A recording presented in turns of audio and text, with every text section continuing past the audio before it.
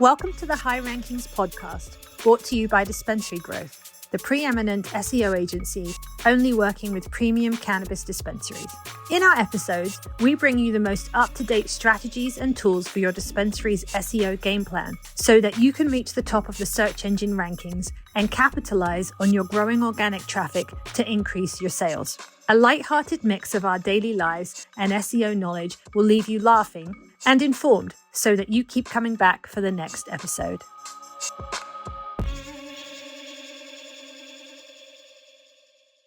Well, hello. Welcome back to another episode of the High Rankings podcast. We're on episode 92. Bam. 92 whole episodes of having to deal with you.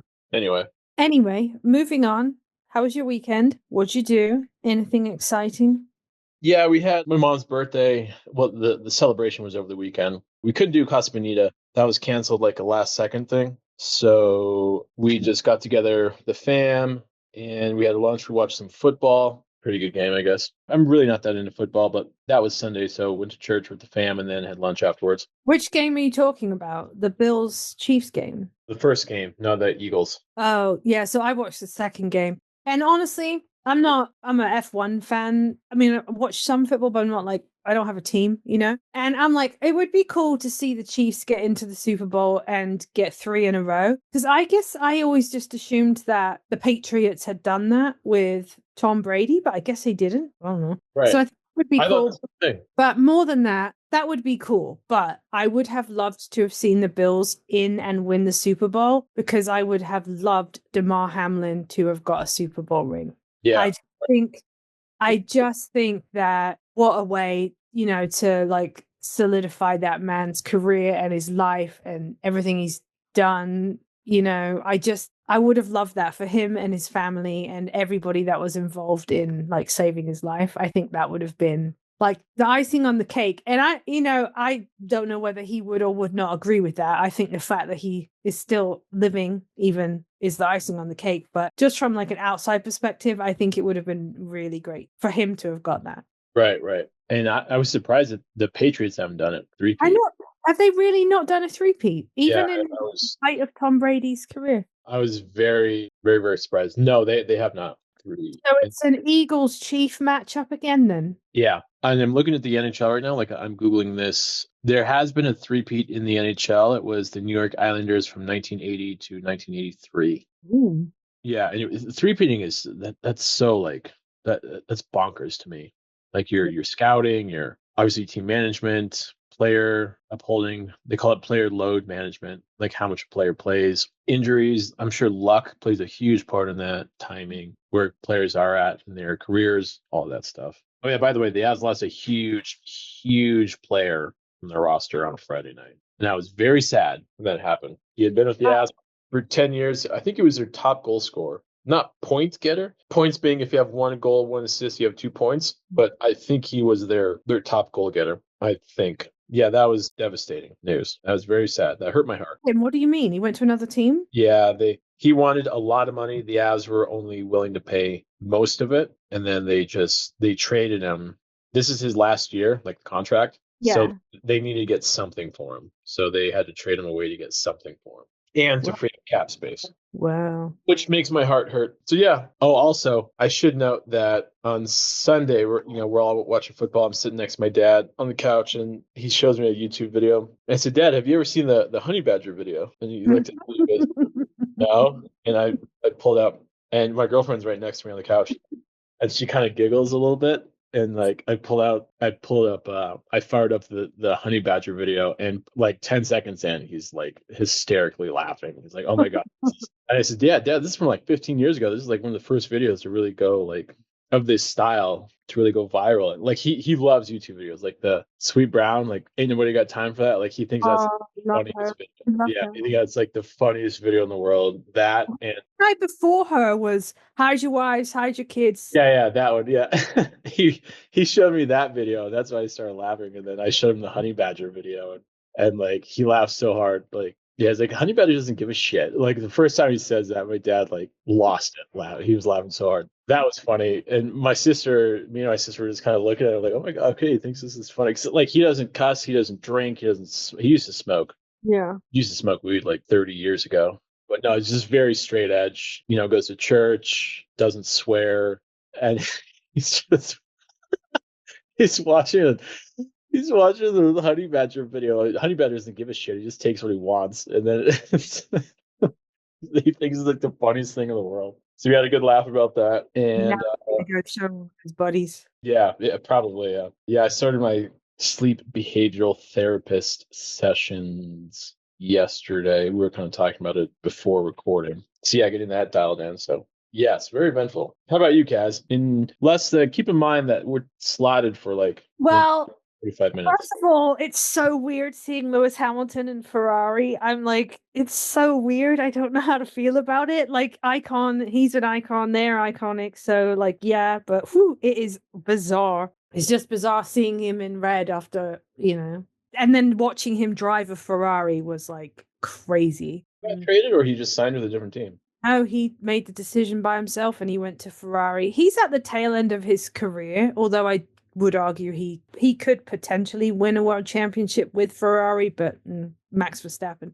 But no, I think there's not one driver on that grid who would not want to drive for Ferrari if they could. They are just one of the most iconic teams, if not the iconic team in Formula One. And I just think Sebastian Vettel said it once very well. He said, everybody's a Ferrari fan, even if they say they're not a Ferrari fan. And I do happen to agree with that. And I just think that, yeah, who wouldn't want to drive for Ferrari? So obviously that meant Carlos Sainz got booted out of Ferrari and he's with Williams now. And I just saw a picture of him and Alex Albon on a private jet somewhere. So I'm excited for the season. We're a couple months away still. But yeah, that was just really weird. But other than that, it was birthday weekend. Whose? Mine. Yeah. Anyway, what'd you guys do? So Saturday went to like a bakery and got some like pastry stuff that was really good. And I went to the bookstore, obviously, because where else do I want to spend my time? So I went to the bookstore and found a million books I want, but obviously budgets. But did buy some books. And I feel like I've forgotten everything that we did because I don't remember. Sunday night we went out for dinner with friends and that was really delicious. And they got me a cake and that was also really delicious. What kind of cake? It's a chantilly cake, which is like my favorite kind of cake. My mom chantilly cakes. Chantilly cakes are delicious. It's like a sponge cake, but the sponge is like got almond flavor to it, which I love almond, and then it has like whipped cream and then like fruit in between the layers. So good. I know I did something else on Sunday. Oh no, what did I do? Sunday I went walking around the lake downtown because it was really nice on Sunday. So I went around there for like an hour or so, bumped into my neighbors. So it was kind of a chill birthday, but yeah, because like I had been with my friends in Ohio, so I had celebrated my birthday up there and gotten gifts from them up there. And then my husband didn't buy me gifts because he's paying for my trip to Savannah in a few weeks.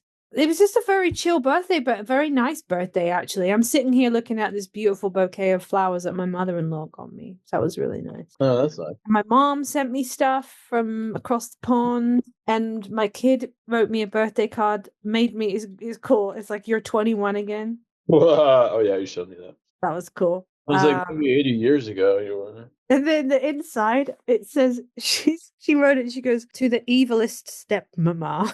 Because we always joke about how, like, if you watch Disney or anything like that, all of the stepmoms are evil. Like, there's not one good step parent out there. Yeah. So we always joke about how evil they are. So, and then in her phone, I had her add me as stepmama. So that's why she wrote that.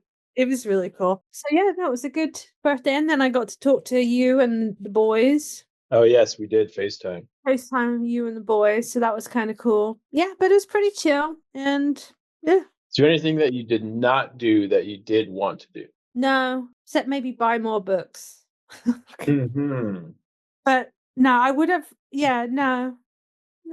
No, I think because I know I have this trip coming up with my friend and I'm very like I'm really looking forward to that. Just A, having time with her because we haven't been away together for a while, and B, obviously going to Savannah. But no, I mean I'm always going to tell you that I want more books. That's like that would always be my answer. Oh, and I have plans on Sunday night for dinner, birthday dinner with my friends. Because I didn't want to do like birthday dinner Saturday and birthday dinner Sunday. That just seemed like a lot, you know? Yeah, So I moved that one out till next Sunday. gotcha. Where are you guys gonna go? We're going to this restaurant I really like called the Sacred Pepper. I've been there a bunch of times and I really like it. In Newport? It's in Tampa. Okay. It's like North Tampa. We didn't go there when I was there, did we?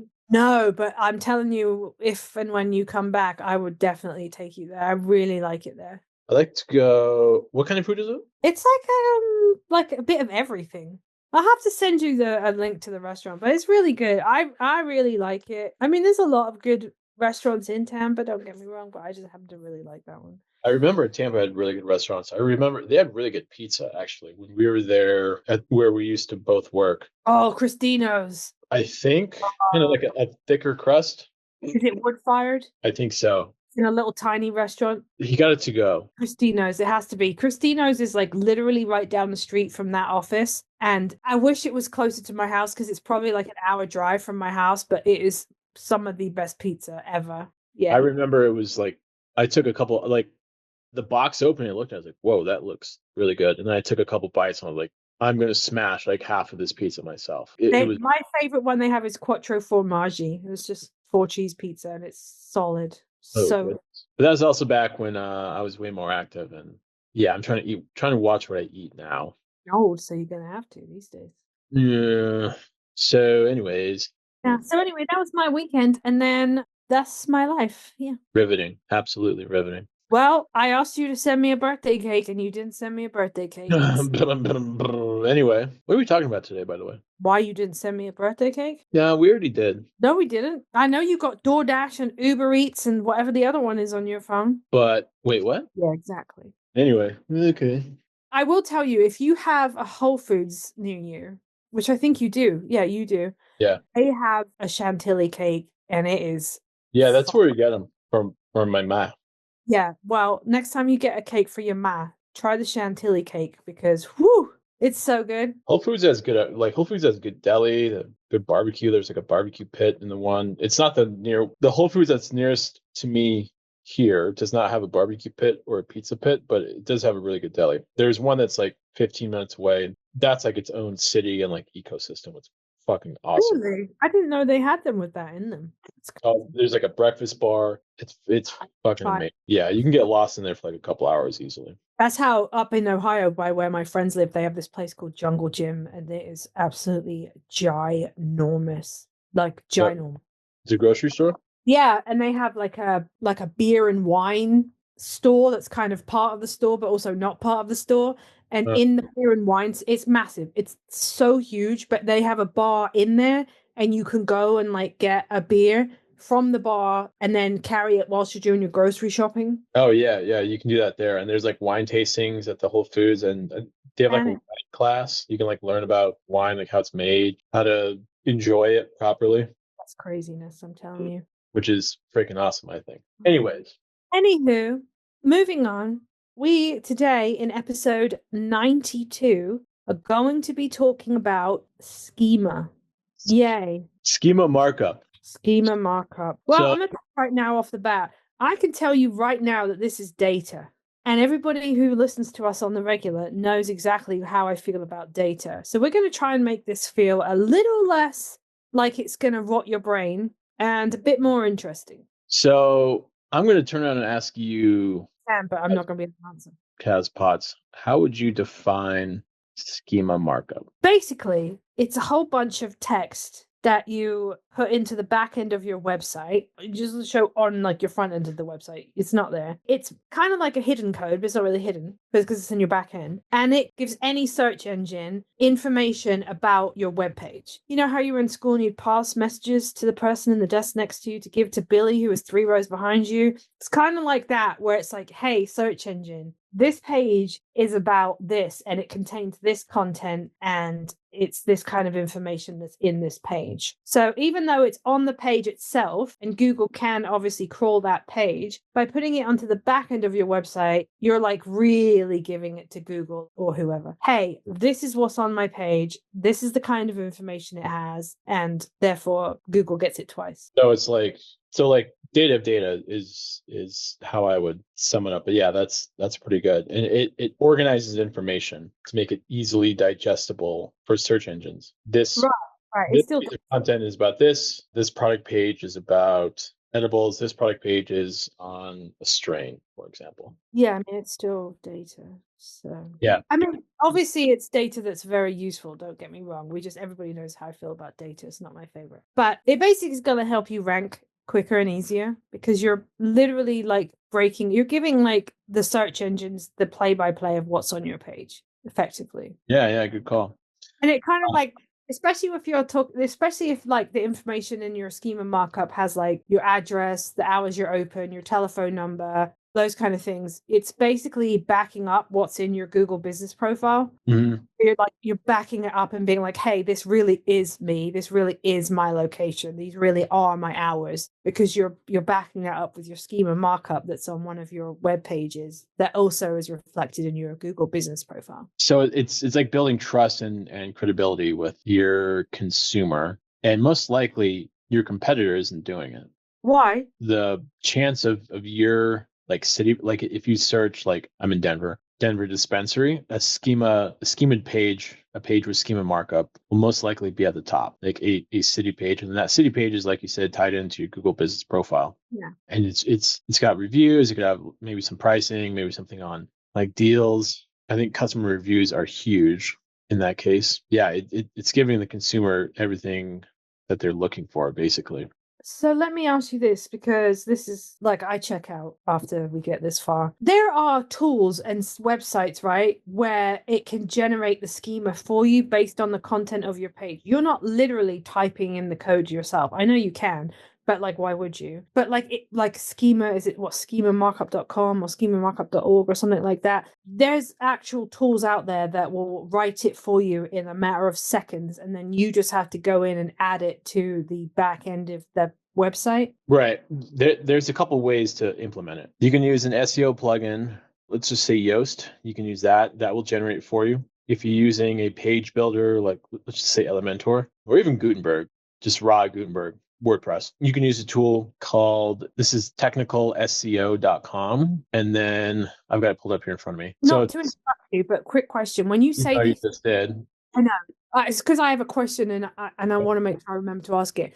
Do they automatically do this where you don't even have to think about it, or no? Like you still have to have a hand in it somewhere along the line? The plugin or the... Both. Yoast and whatever the other one was. Well, you have to tell it what it is. So it's like, here's Kaz's dispensary in Tampa at this address. Here are the hours. Here's the price point. All of that information has to be input. You have to plug in the input, the front end data, and then it spits out the code to put onto your website. So even through something like Yoast, you still have to have a hand. It's not like you create the page and put the content on the page and then Yoast reads through the page, scans it, and creates the schema markup and puts it in there for you. That does not happen. It's not that automatic. It can read it, but it's best just to do it yourself. Okay. Just make it as accurate as possible. Take a couple minutes, because again, your competitor probably isn't. And this is a great way to be read by search engines. So that online tool, that website, if you Google schema generator, it's the top hit, schema markup generator. It's basically just JavaScript code. So you're going to be taken to a page that says, what kind of schema do you want? Do you want like an event, FAQ page, how to, job posting? You want to do local business, and then you plug everything in, the name, give it an image URL, the URL of the website, your phone number, your price range, the address, the country, and then the opening hours of the dispensary. And then on the right-hand side is where the code is. And then you just copy that. And then again, if you're using like Elementor, let's just give that example. the block that you want to have is the HTML or the code block, pardon me, the code block. Just put that at the very bottom of the page. It always goes on the bottom, and then paste in that code, and then you're good. Do you do schema markup for every web page you create, whether it's a blog or an FAQ, or like, do you do it for every single page? Ideally, yes, but the ones that have the most value are going to be your city pages. So like your Denver dispensary page, because that's what's going to, grab the most money. You for sure want to have it on there so that when somebody searches Denver dispensary near me, for example, all that schema shows up on that page. So what's the name of the dispensary, the phone number, where is it located? Are there any reviews? What are the hours? All of that pops up on Google. Oh, but you wouldn't say you wouldn't put it on a product page, like within your menu, right? Ideally, so that structured data, there's a bit of a difference, but that data should pop up through your menu provider. So you don't have to do that. That menu provider does it for you, whether like Jane Boost or Dutchy or Mosaic, that is provided. That's done for you by that menu provider. So basically, as you're publishing your pages, whatever pages they are, onto your website, whether it's a new blog or whether it's a new location page or whatever it is, every time that you get ready to make a page live, you should be making sure that there is schema markup on that page. Yeah. And do you have a preference as to what you use to create schema markup? Like something, whatever tool it is that we use, do you have a preference or not particularly? I'm partial to Yoast because we've used it so many times, but that technicalseo.com website is great too. And so let's say we've got people listening who have not done any schema. They're like, oh shit, well, probably should have been doing this. Okay, now I need to think about implementing this across my web pages on my website. Is there an order of priority or preference that they should start with? I'm assuming you want to start with like your locations pages, obviously because of the Google Business Profile, but is there like, okay, first you want to start here and then go here and then go here? Yeah, good question. You want to do your city location pages. Let's just say Tampa, for example, and then Denver, and then Boulder. Have your schema markup on there. And then you can work to the state page, which is the parent page of those city pages. Ideally, again, your menu provider should be taking care of the schema for your product pages. So that's good. That's probably number one, actually, your product pages, assuming that they're individually indexed. Then your city pages, then your state pages. Then you can go on to a little bit broader articles or blogs, landing pages, individual landing pages. I would work out from there. So it would go product pages with an asterisk. Hopefully that is handled by your menu provider. Then to your city page, then to your state page, then to your blogs and content that's a little bit wider in scope. So obviously we know that you can have effective SEO without doing schema markup, but obviously you should be doing schema markup because it's like just strengthening that foundation under all that work you're doing. So if we've got people who are listening now who haven't done it, who are now going to undertake the task of completing schema markup for all their pages, what kind of impact do you think that they'll notice from doing it on their search engine results currently or on their organic traffic currently? I mean, is it going to be like a notice, like they'll notice the difference? They'll notice the effectiveness of it? I hesitate to say like better ranking, like increase, but you can rank for more keywords. So there's a lot that plays into that, as you know, like domain health, backlink profile, your competitors. Are you in, let's just say like Los Angeles or Kansas City, or are you in like a small, tiny city in like Oregon or something like that, where traffic is very different? So generally, it's a good idea to do it. It depends on your domain health, your domain authority, your competitors, your market, but it's a good test. Hit your city pages first, A/B test it, benchmark of where you were 30 days before you implemented schema, and then where you are 30 days after you implemented schema. Check your GMB performance, go into Google Analytics, check your UTM tags, all that, but it won't hurt it. It can only help it. If you change some data that's on the page, obviously, like I'm not talking about like if you change your hours of operation, I know you're going to have to go in and change your schema markup, right? Obviously, that makes sense to me. You change your address, you change your phone number. But let's say you have a blog, you wrote that blog, I don't know, a year ago, and you've decided you're going to come in and optimize that blog and make it current to today's whatever it may be, right? Do you then have to go in and redo the schema? Usually not, just because that H1, the title of the article stays the same. The headline, I guess you could say. The images, that URL stays the same. Hopefully if there's a change, you 301 it, so that's good. But no, typically you don't have to change the schema for that blog, because that schema is more like who's the author, image URL, what's the headline, and what's the URL of it. Is it a news article? Is it a blog post? That's determined when it goes live, and the URL. So typically, no, you don't have to. If you change any images, you have to? If you change any images for whatever reason, yeah, you would have to change the image URL in the schema. That would be an instance, yeah. Okay. But typically, no. But typically, no. kind Yeah, of thing. if you're doing pruning and you should, like content pruning, you should. When you whack a page or like 301 a page into like a more dominant page, that schema goes with it. So typically, no. Okay.